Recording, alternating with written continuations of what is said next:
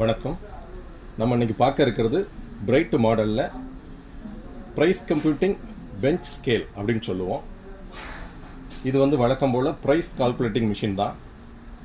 இருந்தாலும் இது கொஞ்சம் பெரிய சைஸில் வியாபாரிகளுக்கு ஏற்ற மாதிரி எளிமையான வடிவமைப்பில் கம்ஃபர்டபுள் ப்ரைஸில் கிடைக்கக்கூடிய மாடல். பொதுவாக வந்து சிக்கன் ஷாப்பு, பழக்கடைகள் எல்லாம் இந்த மாதிரி மிஷினில் என்ன ப்ராப்ளம் வரும்னா, அடிக்கடி தண்ணி புழங்கக்கூடிய ஏரியாவாக இருக்கும். அதனால் அவங்களுக்கு தண்ணி பட்டு அந்த கீபேடு, அந்த பட்டன்ஸு, கீழே இருக்க சென்சார்லாம் பார்த்திங்கன்னா அந்த எலி கடிக்கிறது, இந்த மாதிரியான தொந்தரவு அதிகமாக இருக்கும். ஸோ அதை மனசில் வச்சு பிரைட் நிறுவனத்தால் தயாரிக்கப்பட்ட தராசு தான் இந்த மாடல். இது பார்த்திங்கன்னா இப்போ நம்ம தண்ணி ஊற்றி அலசுகிற மாதிரி இருக்கும். நீங்கள் எடுத்தாலும் கீழே வந்து உங்களுக்கு சென்சாருக்கு போகாது. ஏன்னா வந்து எஸ்எஸ் மெட்டீரியல் தனிப்பட்ட முறையில் கொடுத்துருக்கோம். இந்த சென்சார் வந்து எலி கடிக்காதபடி ஒரு பிளாஸ்டிக் பாக்ஸில் கவர் பண்ணி எல்லாமே ஷீல்டு பண்ணி வச்சுருப்போம். ஸோ இது வந்து எலியிலேருந்து ப்ரொடெக்ஷன் பண்ணும். வெளியில் வந்து எந்த விதமான கேபிள் வராதபடி பண்ணியிருக்கோம். ப்ளஸ் ஃப்ரண்ட் வந்து 3 டிஸ்பிளேயும், அதாவது வெயிட் பெர் கேஜியோடைய விலை, total price, back side rear வியூவும் இருக்குது. இந்த ரியர் வியூவில் பார்த்தீங்கன்னா டோட்டல் ப்ரைஸு, டோட்டல் வெயிட், அது 2 கொடுத்துருப்பாங்க. சுவிட்சுக்கு வந்து ஒரு சுவிட்ச் கவர் கொடுத்துருப்போம். அதாவது இதில் டஸ்ட்டு இந்த மாதிரியான இது போகாமல் இருக்கிறதுக்கு கவர் கொடுத்துருப்போம், இது போல் வர்றதுக்கு. இது வந்து சார்ஜிங் பாயிண்ட். ஸோ இதில் தண்ணி இறங்காமல் இருக்கிறதுக்கு இது பண்ணுறதுக்காக சார்ஜிங் பாயிண்ட்டும் தனியாக வந்து கொடுத்துருப்போம். இந்த மிஷின் வந்து அடிக்கடி மூவபிள் பண்ணிக்கலாம். அதாவது இப்போ நம்ம ஒரு இடத்துலேருந்து இன்னொரு இடத்துல நகட்டுறதுக்கு வந்து மற்றதெல்லாம் கொண்டு போகிறதுக்கு கொஞ்சம் கஷ்டமாக இருக்கும். இந்த மிஷினை பொறுத்த வரைக்கும் எளிமையாக வந்து இப்படி மூவ் பண்ணிக்கலாம். திரும்ப நீங்கள் போகும்பொழுது லாக் இருக்குது, அதில் நீங்கள் எடுத்தீங்கன்னா அவ்வளோ லாக் ஆகிடும். இனி வர இன்னொன்று பட்டன்ஸை பொறுத்த வரைக்கும் இதில் தண்ணி இறங்க மேலே ஒரு ஷீல்டு கவர் கொடுத்துருக்கோம். ஸோ அந்த கவருக்குள்ளே வராது. மேலே வந்து எஸ்எஸ் கோட்டிங்கில் ஒரு இருக்கும். இது எல்லாமே ஏடிஎம்மில் யூஸ் பண்ணுறோம் இல்லைங்களா, அது போல உண்டான பட்டன். இந்த பட்டன் வந்து அவ்வளோ எளிமையாக ஃபால்ட் வராது. இப்போது நம்ம இந்த பெஞ்ச் ப்ரைஸ் கம்ப்யூட்டிங் ஸ்கேலை எப்படி யூஸ் பண்ணுறது அப்படிங்கிறத பார்ப்போம். ஆன் ஆஃப் சுவிட்சை ஆன் பண்ணுறேன். பிரைட் மோடு வந்துடும். இதில் பார்த்தீங்கன்னா 3 விதமான பிரைட்னஸ் வந்து கொடுத்துருப்பாங்க. இங்கே லைட் போல் ஒரு சிம்பிள் இருக்கு இல்லைங்களா, இது வந்து பிரைட்னஸ், அதாவது பேட்டரியோட பவருக்காக. இது வந்து இப்போ இருக்கிறது லோ பிரைட், இது வந்து மீடியம் பிரைட், இது வந்து ஹை பிரைட். பேட்டரியோட பவர் நமக்கு சேர்த்து நிற்கணும் அப்படிங்கிறதுக்காக 3 விதமான பிரைட்னஸ் இருக்கும். இப்போ நம்ம ஹை பிரைட்டில் வச்சுருக்கிறோம். இப்போ அதை எப்படி யூஸ் பண்ணுறது அப்படிங்கிறத பார்ப்போம். இப்போ வந்து ஒரு பழக்கடையே வச்சுக்கிறோம். இப்போ பழக்கடையில் வந்து இன்றைக்கி தேதியில் ஒருத்தர் வந்து ஆப்பிள் கேட்குறாரு அப்படின்னா டைரெக்டாக ஆப்பிளுடைய விலையை டைப் பண்ணுறோம், 200 ரூபாய்.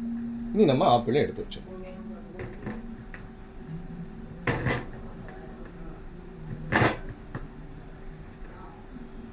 ஸோ 1 கிலோ 200 கிராம் ஆப்பிள் இருக்குது. 200 ரூபாய் வீதம்னா 240 ரூபாய். ஓகே. ஆனால் வந்த கஸ்டமர் இன்னும் வியாபாரத்தை முடிக்கலை, அவர் இன்னொரு ஐட்டம் கேட்குறாரு. அது வந்து கொய்யாப்பழம்னு வச்சுக்கலாம். ஸோ இப்போ முடிக்காதனால ஆட் கொடுத்துடணும். ஆட் கொடுத்துட்டோம். இப்போ ஆப்பிளை அவருடைய பையில் கொட்டிட்டோம். அடுத்து வந்து அவர் கொய்யாப்பழம் கேட்டிருக்கிறாரு. ஸோ கொய்யாப்பழம் நம்ம போடுறோம். முதல்ல கொய்யாப்பழத்தோட விலையை டைப் பண்ணோம். கொய்யாப்பழம் விலை 70 ரூபாய். 70 ரூபாய். இப்போ கொய்யாப்பழம். இப்போ இது 1 கிலோ 520 கிராம் இருக்குது. ஸோ 70 ரூபாய் வீதம் 106 ரூபாய். ஓகே. அடுத்தவர் மாதுளை கேட்குறாரு. ஸோ இன்னும் அவர் வியாபாரத்தை முடிக்காதனால ஆட். இந்த ஆடு பட்டன் அவர் எத்தனை ஐட்டம் வாங்குறாரோ நம்ம ஆட் பண்ணிக்கிட்டே போகலாம். ஸோ கொய்யாப்பழத்தை அவர்கிட்ட கொடுத்துட்றோம். அடுத்து வந்து மாதுளை கேட்டிருக்கிறார் இல்லையா, இப்போ மாதுளை வந்து வைக்கிறோம்.